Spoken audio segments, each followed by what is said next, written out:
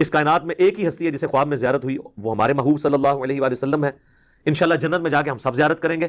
دنیا میں کسی اور کے بارے میں کلیم کرنا میں سمجھتا ہوں نبی اسلام کی شان میں بھی گستاخی ہے اور قرآن و سنت کی تعلیمات کا مذاق اڑانا ہے۔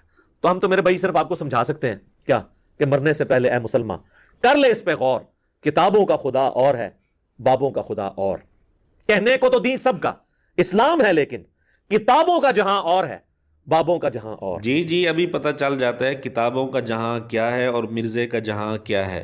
مسند ابن الجاد، جس کے متعلق خود مرزا کہتا ہے یہ اہل سنت کی مین سٹریم کی کتاب ہے، اس میں روایت نمبر ہے 1306، جس میں رقبہ محدث نے خواب بیان کیا۔ وہ کہتے ہیں میں نے اللہ تعالیٰ کو خواب میں دیکھا، اور یہ خواب بتانے والا مشہور محدث ہے، بخاری مسلم کا راوی ہے، اور اس روایت کی سند بھی بالکل صحیح ہے، اور اس کے راوی بخاری مسلم کے راوی ہیں۔ اور یہ خواب مسند ابن الجاد کے علاوہ بھی بہت ساری کتابوں میں موجود ہے، محدثین نے لکھا ہے۔ چند ایک کتابوں کے حوالے آپ سکرین پر دیکھ رہے ہیں۔ اب ہمارا مرزے سے سوال یہ ہے کہ جس محدث نے خواب دیکھا اور بیان کیا، اسی طرح جن محدثین نے یہ خواب نقل کیا، جن محدثین نے یہ خواب اپنی کتابوں میں لکھا، کیا یہ سارے محدثین گستاخ تھے؟ کیا یہ سارے محدثین اسلام کی تعلیمات کا مذاق اڑانے والے تھے؟ بہرحال ان چند حوالوں سے آپ کے سامنے یہ بات واضح ہوگی کہ کتابوں کا جہاں کیا ہے اور مرزے کا جہاں کیا ہے۔ خواب دیکھنے والا محدث اور نقل کرنے والے راوی اگر گستاخ ہیں تو پھر ان کی جو روایات بخاری مسلم میں ہیں،